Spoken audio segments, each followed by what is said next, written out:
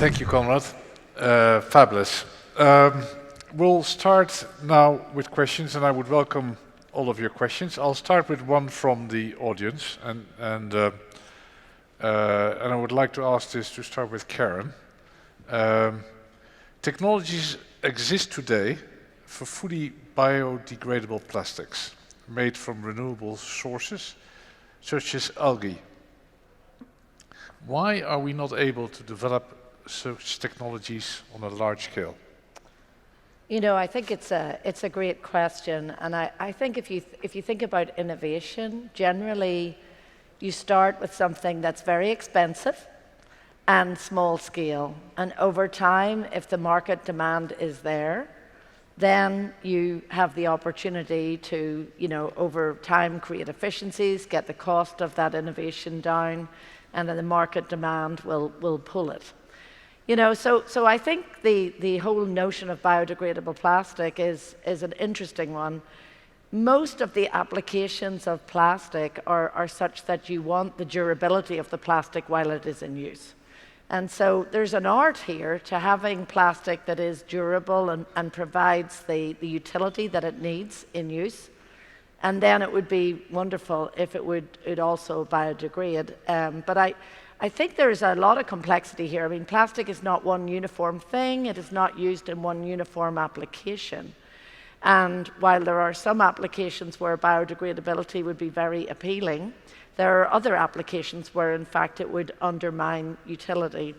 And for me, I think that we're going to have to get a lot smarter about delineating type of plastic for type of application, and then having the efficiency in the end-of-use management to make sure that those plastics that are biodegradable are segregated from those that are not biodegradable. Because, you know, if you don't want to try and recycle through normal means, if you like, through conventional means, biodegradable plastic, you will downgrade the performance of the finished product. So while I think it has a utility and it's important, we have to be very thoughtful about how we delineate it versus other forms of plastic. So it's a very technical area. Every plastic has its own attributes, and that fits better with its use. But having said that, you know, any new innovation in technology tends to start very small, very expensive, and over time it becomes more affordable and it finds its way into a bigger market. Peter or Conrad, any other? Yeah, I intend to agree with you, Karen, absolutely. I mean, with the points that you make, I mean, you start the innovation very expensive at an early stage. There is another aspect that I want to bring to that. I mean, why do you want to have biodegradability, and what will be the usage of the materials that are biodegradable? Will they end up again as waste? We're just throwing it away, so it's okay to throw it away? Or should the focus not more be on circularity? Carbon is a good material. Without carbon, there is no life on the planet. We need to reuse it again and again and again. Yeah. So there is that aspect I want to highlight as well. Yeah, maybe one thing to add, apart from the scalability and the cost element, I think there's also a pricing element to it. So if you have these algae-based solutions or renewable-based solutions, you should actually command a price premium for that. And you see that with bio-based plastics. We also see it in our business with bio-based surfactants. Clients like Unilever, Procter & Gamble, they are willing to pay a premium for these solutions. Yeah. Mm-hmm. Thank you. I would like to also ask you actually, and to all panelists, and maybe we start with you, Conrad, and we do it in the reverse order, which is, you talked a little bit about your ambitions as a company, all of you, on your path to net zero ambition, whether it's 2050 or 2030, scope 1 and 2, but especially on scope 1 and 2, and we'll come to scope 3 later. But scope 1 and 2, what are some of the exciting innovations that you're thinking about and examples of where you could really make a breakthrough? Yeah, sure. Well, on scope 1 and 2, let me first say I find the truly exciting innovations come from jointly developing solutions with our clients, and that sits much more in scope 3 downstream. I think scope 1 and 2, it is very much important to rally the whole company behind it. So what doesn't get measured doesn't get done. So we have set up actually quarterly reporting where we do report scope 1, scope 2 for all of our sites. We have set targets, and finally we've also embedded this in our reward system. So part of my own bonus, but also part of the bonus of, frankly, all of our employees is dependent on our achievements on these targets. So I think those elements all are important, that you measure it, that you have actually the reporting in place, target setting, but also lining it up to your reward system. Yeah. Peter? Yeah, same at LyondellBasell. I mean, we have clear targets that have been set, 30% reduction, baseline 2020, scope 1 and scope 2, and that to be achieved by 2030, net zero by 2050. We're currently in a process on evaluating, is that enough? Don't we have new technologies that actually lead to the fact that we can accelerate that implementation? Of course, we're looking at electrification. Karen alluded to that, Martin alluded to that as well. There are different partnerships. We look at another partnership than the one that Martin was referring to yesterday in terms of electrification of steam crackers. In addition to that, of course, all kind of PPAs that we can eventually align with, again, in partnerships to make sure that we have renewable electricity, because that's a big issue. How fast can we deploy, renewable electricity? In addition to that, we have taken the decision that we shut down one of the oldest and one of the largest refineries in the United States in Houston.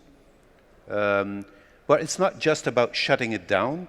It's about what can we use of the existing equipment that we have there to retrofit, to align it with advanced recycling, to upgrade the plastic oil, that it can then, at higher percentages, go back into a steam cracker. It's not an issue to put your plastic oil eventually in a steam cracker if you talk about 0.5%. But if we talk about scalable solutions, and then we start entering into the discussion of scope 3. It's not just then touching scope 1 and scope 2. So lots of different avenues, to approach that. And personally, I'm confident, that with the right value propositions and business cases behind it, we will be able to accelerate it, the 30% reduction by 2030. My perspective is, regrettably, there is no silver bullet to achieve net zero emissions. I think you need a very broad set of solutions, and the applicability of those solutions varies by geography. It varies by the technology platform that you're using in your facility, and it varies by the regulatory framework that exists. So, I think hydrogen has its place. Hydrogen is not a form of energy. Hydrogen is a carrier of energy. And in certain circumstances, blue or green hydrogen has great applicability to abate emissions, as an example. I think, of course, more renewable electricity in some facets is also a solution set. But I think it does come down to metrics, as you say, to be really clear-headed about where those emissions are in your facilities, and then to really set about determining what is the best, most economic way to reduce those emissions, because at the end of the day, we have to do this in a way that serves our shareholders very well. And that's why for our company, we've gone asset by asset to develop these net zero roadmaps to identify every single emission source on each of our major facilities and look at all the available options in order to abate those emissions. And I will tell you, we don't know everything that we're going to know between now and 2050. Some of the technologies that could be used to abate those emissions are not affordable at this time. There perhaps isn't enough renewable electricity available in the grid where we operate in some places to do that at this time. But those things are going to continue to evolve, as will the regulatory framework, which I think will drive some of the choices that we make in that regard. Thank you very much. We'll talk about the regulatory framework also in a second, but I would like to actually turn one question, Peter, maybe you could start with answering this. Is more towards your investors. With these changes, with great innovation comes new technologies, but it also comes new capex, a lot of new capital. Are you able to convince your investors for the need for that capital, and how is the reception? Well, I would talk maybe about my previous job, Yes, which was a CEO of Neste, and market capitalization in less than 4 years went up from 14 billion to 36 billion. Yeah.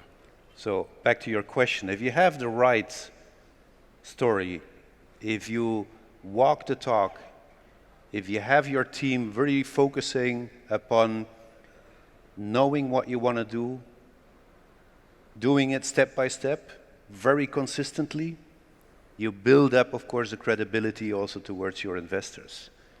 And yes, of course, there are tough decisions that from time to time have to be made. And yes, of course, I mean, we alluded to it, I mean, in the speeches as well. Somebody also needs to be having the willingness to pay. You have to have a market. You have to have brand owners that are willing to accept it, to embrace it. I personally don't believe, I mean, that the end consumer is not willing to pay for it. Because if you talk about appliance, I mean, what's the cost of plastics in a refrigerator? Yeah. Well, it's maybe 5%, 6%, depending on the size of your refrigerator. So if we talk about a small premium, why would we not want to be willing, I mean, to pay for it? Yeah. In addition to that, of course, I alluded to that also in my opening comments, is the regulation around it.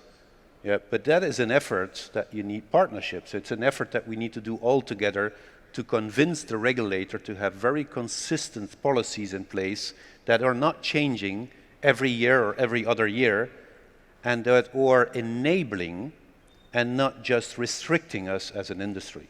So it needs to be an encouraging policy as well, and it can be done. I'm absolutely convinced about it because that's what we did at Neste. So. Thank you. Any other comments on the capital side of the? Yep. Yeah, maybe to add to what Peter just said, I think investors do want to invest in sustainable companies, and there's certainly a group of so-called ESG investors that are rating us on various dimensions, and basically we either qualify or we don't. One thing maybe to add is green financing. So we in Clariant issued our first green bond this year, 175 million, but this actually, there's more to come. So we did set up a sustainability framework, and basically certain capex within our company qualifies for this green financing, and we were very pleased that in the current sort of dynamic environment in Europe, we were able to place our first green bond at a very low interest rate. So I think that's another step, that this gives you access to cheaper, more competitive financing. You know, I think I would add that for the mainstream investor, I don't think it's an either-or equation here. It's not a, you know, find a way to decarbonize or deliver an acceptable return. I think we're charged with leveraging the competitive advantages that we have and being thoughtful in participating in a way in the energy transition that serves our shareholders by leveraging our competitive advantages. So for us, what does that mean? That means that we are very passionate about buying some renewable power, of course, wind or solar power, very active in that. But we don't feel like we have competitive advantage in, for example, the manufacture of solar panels. We sell materials into solar panels and into wind turbines, but you know, wind power is not for an area that we have competitive advantage in. So I think it's about being thoughtful about where you leverage the strengths of others to deliver a good return for your shareholder versus where you have something unique that you can offer yourself that you can really ask your shareholders to invest in and therefore deliver that acceptable return while continuing to advance sustainability. Fabulous. Let me then ask one more, and then we'll go back to some of the other questions. But if you think about innovations on Scope 3 or innovation on new products that really will, together with your customers, right, reduce Scope 3, what are some of the most exciting areas that you see coming? You want me to go first? Yes. Well, you know, I do agree with what Conrad said. I think the intersection between sustainability and innovation is really a complete overlap these days. And if I think about the new products that we're working on, you know, they all have tremendous sustainability opportunities. A lot of the areas that we are excited about are material substitution. So, if you think about plastics has been grown from material substitution of glass or card, etc., where it had attributes, performance attributes that are better.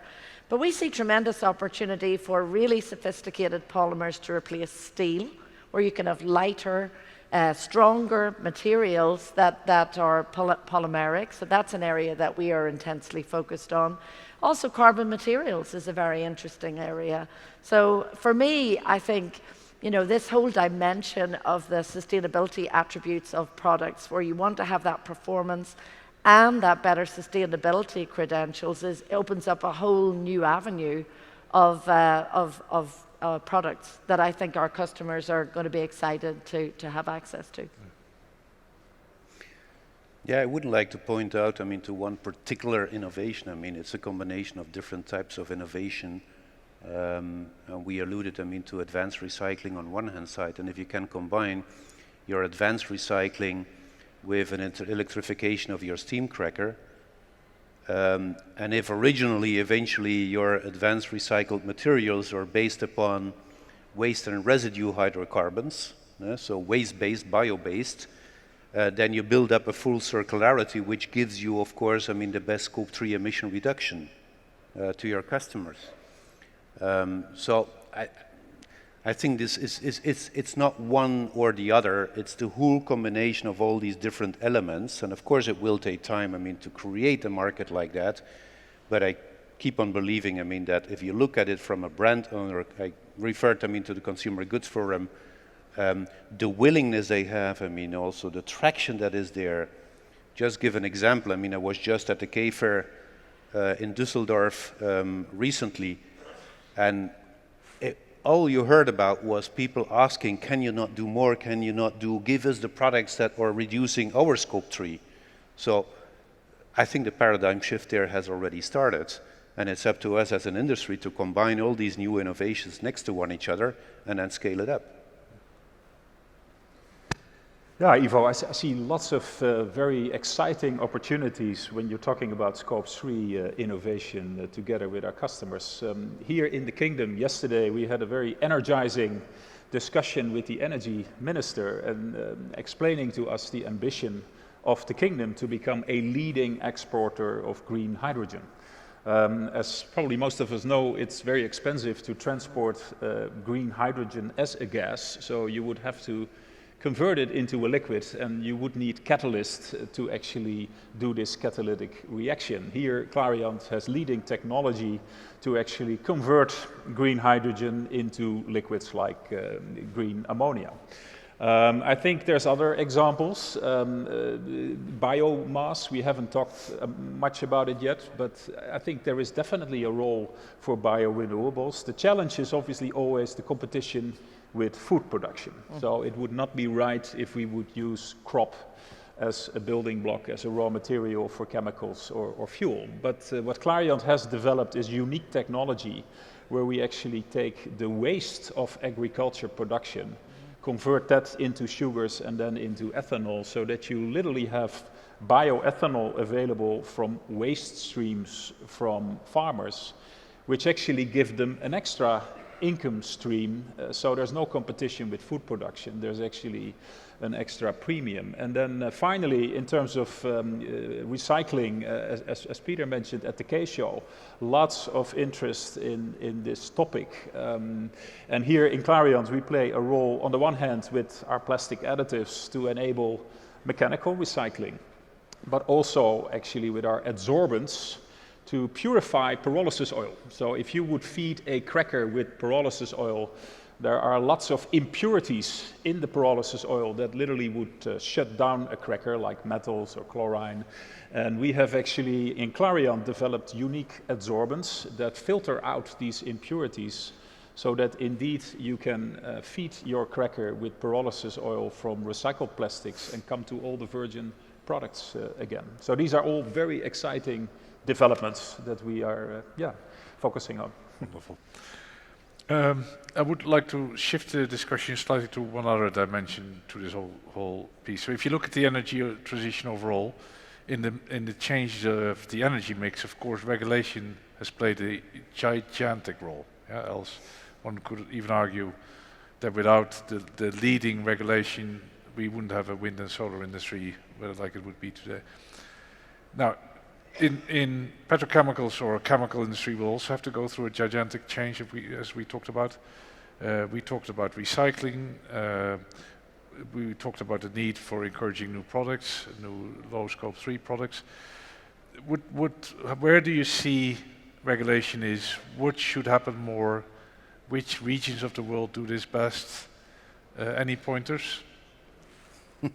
Why don't you start in the middle, Peter? That's a very good question, Ivo. And I mean, I was, of course, very pleased to hear from Your Highness, I mean, the Minister of Energy here, that the Ministry is actually positioning itself as an enabler and not as a restrictor. That's the attitude that we need. Unfortunately, I need to also be a little bit critical. I've been extremely close, I mean, to Brussels, to the European Commission, Parliament, Council during the last, about 5 years. And I see this tendency of trying to restrict, trying to over-regulate, trying to put everything in annexes. If you just look, I mean, where taxonomy started, where the Renewable Energy Directive started, and then if you see, I mean, how it is now finally being created, and then you ask yourself the question, are we looking at the big picture and trying to find solutions that enable the accomplishment, or are we trying to define everything what is possible and not possible, which is not encouraging that transition?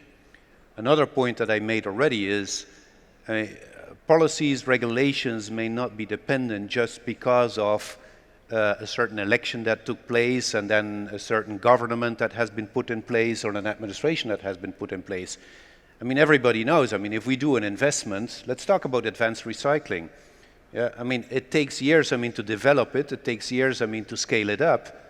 And then until we have a solution, which is, I mean, the 1 million, 2 million tons that we are referring to. And if you look at Exxon, if you look at LyondellBasell, you look at other peers, Dow, etc., these are millions of tons. So it takes time, I mean, to scale that up.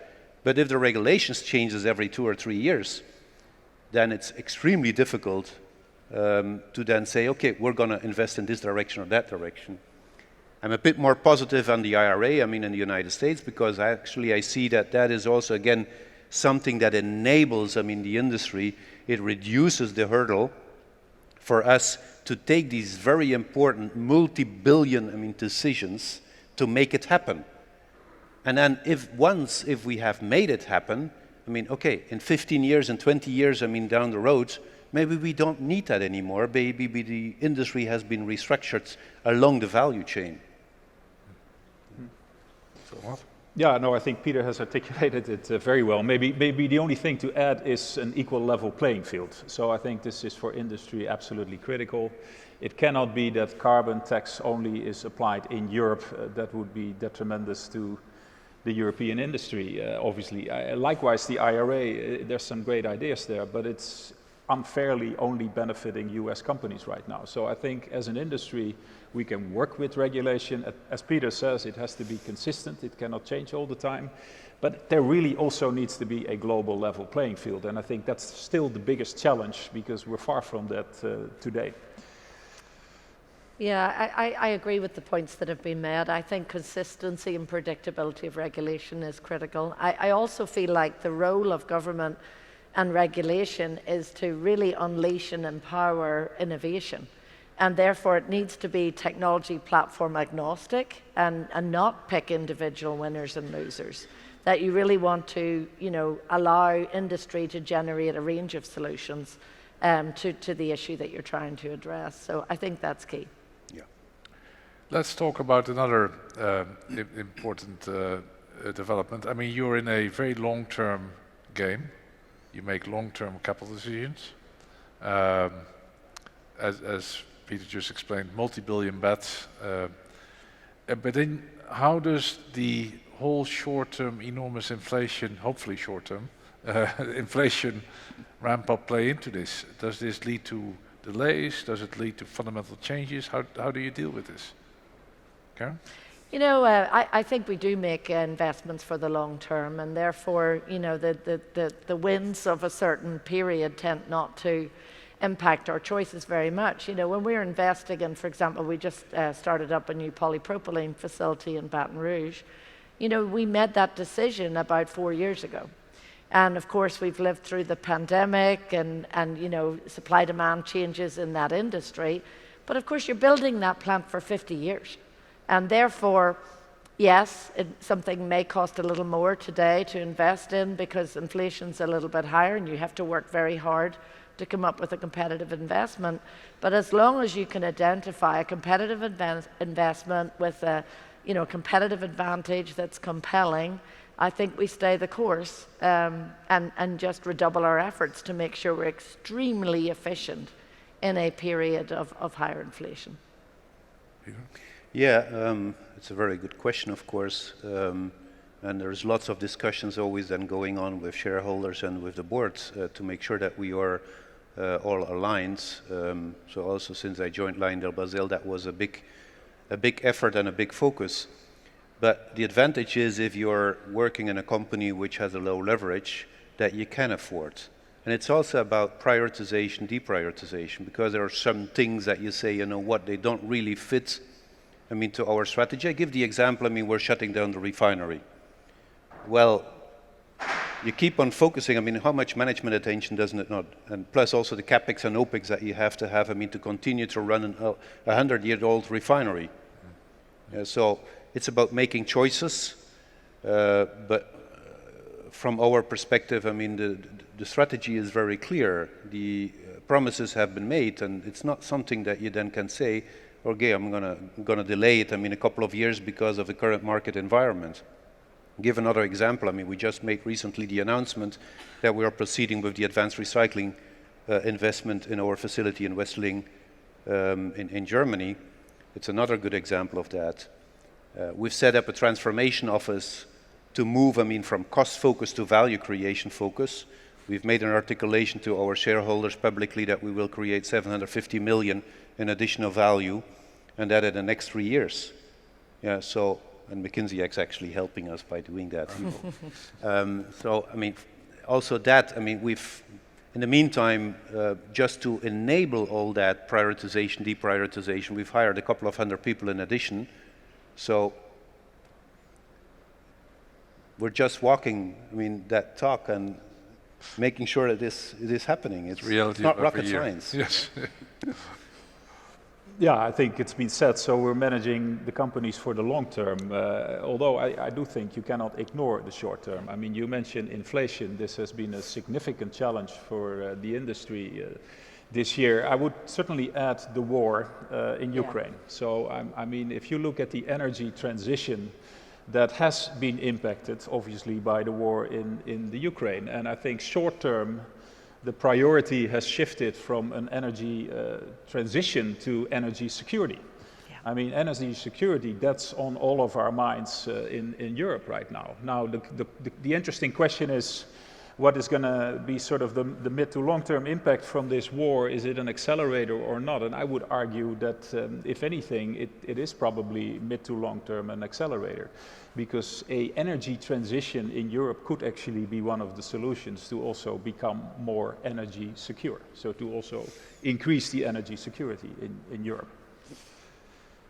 I would like to take us very far ahead, which is really 2050. So some of you have made very bold statements around 2050 net zero. How realistic is this? What's the role of carbon offsets, the role of CCUS, other technology innovations? How much can you get without technology breakthroughs, DAC, other? And I heard very encouragingly you saying that you, by the end of this year, already have your plans, so we're very excited to hear. You know, we have plans in that plans. We've identified all the emissions, and we've identified the opportunities to abate those emissions, either with offsets or by technology change at our facilities. However, the exact path that we will ultimately take to 2050, I think, does depend on technology breakthroughs. It depends on the regulatory framework. because the regulatory framework can make solution A much more attractive than solution B. And of course, we don't know how others are going to scale up.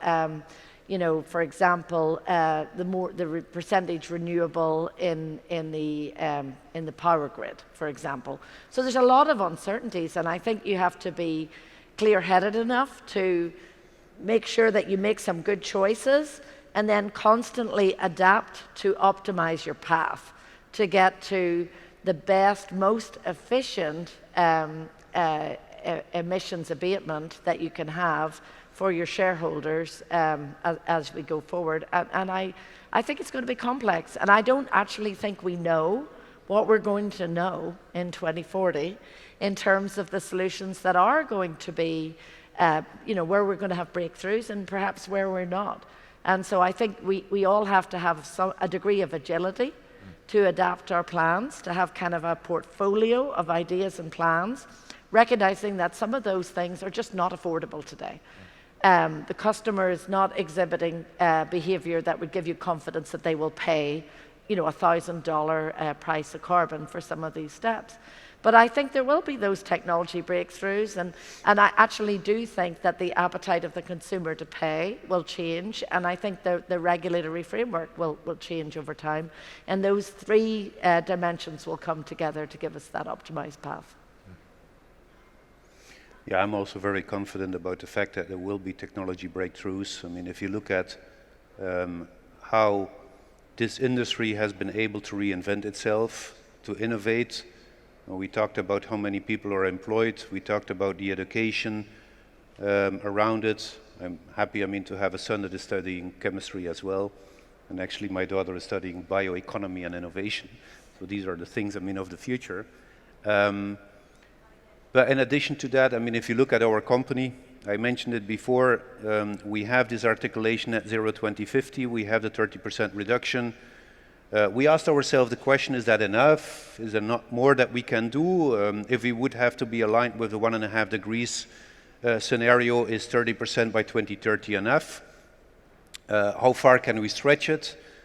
You asked the question also around what is the return on investment, and I'm personally very confident if I look at, just like Karen said, I mean, we've done the bottom-up analysis on all the sites, that there are very good projects that can be implemented by being smart, that have an above 15% IRR, and that at least, I mean, for the next, 3, 4, 5 years.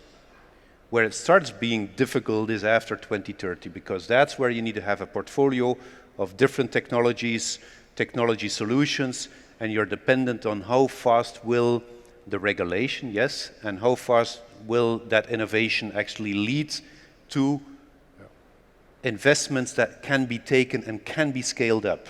Because we're talking not just about one investment. If you talk about big global companies like LyondellBasell, well, you need to be able to scale up very fast so that we are there, let's say, by 2040, 2050 on the net zero path. Yeah, I think it's a very interesting question, Ivo. How realistic are these net zero targets that a lot of companies have published? We ourselves in Clariant are also committed to net zero by 2050. We've set science-based targets for Scope 1, Scope 2 reduction, 40% by 2030. And as Peter's done, it's for us been also a bottom-up process with action planning and metrics to track progress. So I'm actually not too worried about Scope 1, Scope 2. And I do believe actually that most companies are in a position to deliver a net zero ambition based on their Scope 1, Scope 2 targets. Where it gets much more challenging is Scope 3 targets. We in Clariant were actually the first company in the chemical industry in Europe to set ourselves a Scope 3 upstream target, which means that we are measuring the footprint of our raw materials, our suppliers. We have actually, together with the chemical industry in Europe, worked with Together for Sustainability initiative, procurement directors of major chemical companies in Europe, to develop a methodology to measure Scope 3 upstream targets. So I think this actually is a big step forward, but it's not easy. Where it gets really challenging is if you talk Scope 3 downstream. I mean, here there's a high complexity. You're not only having to measure footprints of your customers, it's the customers of your customers. It's even the footprint of a product in its end of life stage. So here I think it's going to be very challenging. So if you talk about a net zero ambition 2050, I think if you limit that to scope 1, scope 2, your own process, the energy you procure, your own emissions, I think that is realistic, and I think most companies have taken that very serious. The challenge sits with scope 3, and particularly scope 3 downstream. I think here, yeah, we have some challenges still to work out. And there's still a lot of way, I mean, to go also, if I may. Yeah. That the industry needs to work together, I mean, with the SBTi and so on, because today, I mean, everybody knows, I mean, there is, for the chemical industry and the refinery, oil and gas, there is no pathway yet. So you could eventually commit, but you don't know what you commit to. So same on scope 3, I mean, what's the definition? There's still lots of definitions on scope 3 out there, and we need to work together, I mean, to make sure that these things are very clear. Yeah. Let's shift to the Middle East. We've covered the world. What opportunities do you see, let's focus mostly on opportunities, for sustainability and the chemicals industry in the Middle East? Karen? You know, I always find the Middle East an incredible region, and it is a region of opportunity. I think the endowment, not just of fossil fuels in the Middle East, is remarkable, but actually, if you think about renewable power, you have a lot of land, you have a lot of sun, and you have areas of the Middle East with a lot of wind. So, you know, what I would describe as the natural endowment of the Middle East creates an opportunity-rich environment. And, you know, I think that all of the participants in the industry here, I mean, one I would say is, you know, leverage the endowment that you have. And I think secondly is to really get on the front foot on sustainability. This is not optional. You know, if your customers today are not asking for more sustainable products, they will be tomorrow. And despite whatever feed advantage you may have, you may get locked out of some markets if you don't move forward thoughtfully towards more sustainable products in the future. But I think you can take heart that you do have the natural resources and the tremendous capability in the industry here to really get yourselves in a place where you can compete, even with that extra dimension in mind. Peter? Yeah, I don't want to repeat, I mean, what Karen rightfully articulated. I mean, absolutely. I mean, it's a huge, I mean, opportunity for the region. But what I see, I mean, in the different partnerships that we have in the Middle East is, I mean, all our partners are embracing it. It's not that we are coming as a global company and are saying, oh, we want to have net zero and we want to have carbon reduction, et cetera, and here are potential solutions and so on. No, I mean, it's on the table. All our partners here are having the same vision, yeah, and are asking for the same things. So I think it's very encouraging. Yeah, if I have to call out one big opportunity for the Middle East, I would say green hydrogen. So if you look at Europe right now, lots of announcements on green hydrogen plants, but the reality is that without subsidies, most of these are not very competitive, and wind is only in a few places really competitive.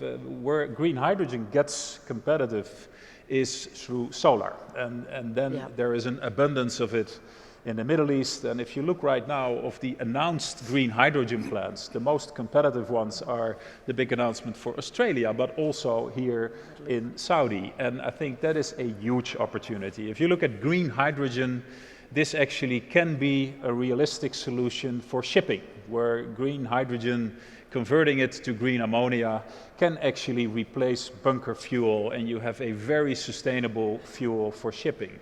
Green hydrogen actually can be the building block for synthetic fuel for SAF, for aviation. Very sustainable solution. Green hydrogen can be the building block for C1 chemistry, which is exactly what in Europe we're struggling with right now because of the high gas prices. C1 chemistry is no longer competitive. Well, guess what? green hydrogen here is an excellent solution as well. So yes, I think the Middle East, in particularly Saudi, I think is very well positioned for some of these sustainability trends, in particular green hydrogen. Thank you. We could go on for another 3 hours, I think. I would like to thank the panelists for their candor and their insights and their wisdom. To recap, we've heard from Karen all about sustainable products and processes, with ExxonMobil actually leading in their commitments towards 2050, the centrality of their chemicals in the energy transition, and the importance of partnerships. And then Peter added to that the importance of policies, closed-loop waste management systems for circularity, and some of the difficulties around advanced recycling processes. And Conrad actually brought it all together in what it means for a real company, and how excited you were about your new vision of a greater chemistry between people and planet. I would like to ask you all to thank the audience, and thank you very much. Thank you. Thank you.